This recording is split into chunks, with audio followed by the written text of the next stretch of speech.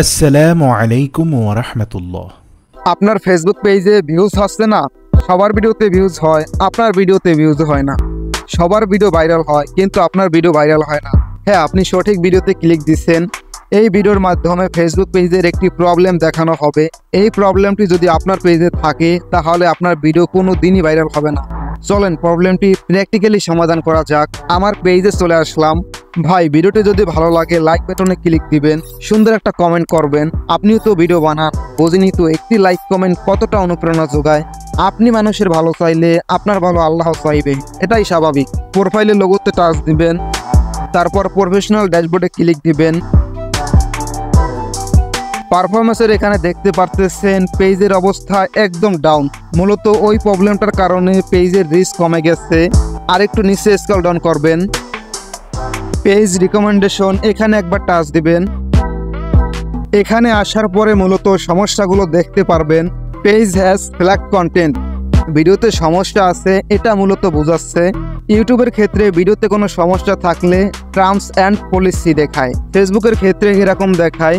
Review কন্টেন্টে click দিবেন, তারপর ডিলিট দ্য পোস্ট।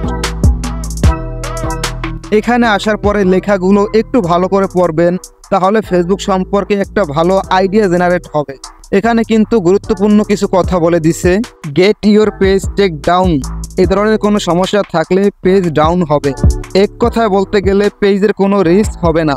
এরকম সমস্যা যদি সলভ না করি তাহলে পেজে, প্রোফাইলে এবং গ্রুপে এটার ইফেক্ট পড়বে।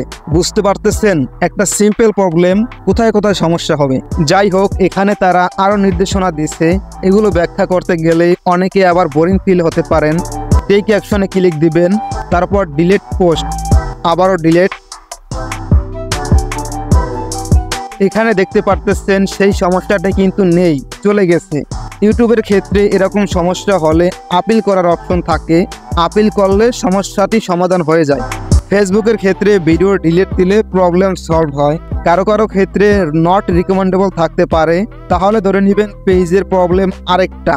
পরামর্শ হচ্ছে প্রতি মাসে একবার হলেও এখানে চেক দিবেন আপনার পেজটি কোন পর্যায়ে আছে। এই বিষয়টি নিয়ে কোনো প্রকার কনফিউশন থাকলে অবশ্যই কমেন্টের মাধ্যমে জানাবেন।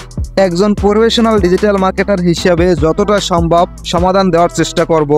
আপনার পেজে বা চ্যানেলে রিয়েল সাবস্ক্রাইবার, ফলোয়ার এবং ওয়াচ টাইমের প্রয়োজন হয়, তাও কিন্তু আমরা দিচ্ছি। কারো যদি প্রয়োজন হয় অবশ্যই কমেন্টের মাধ্যমে জানাবেন। Thanks for the watching. দেখা হচ্ছে নতুন কোনো ইনফরমেটিভ ভিডিও নিয়ে। আল্লাহ হাফেজ।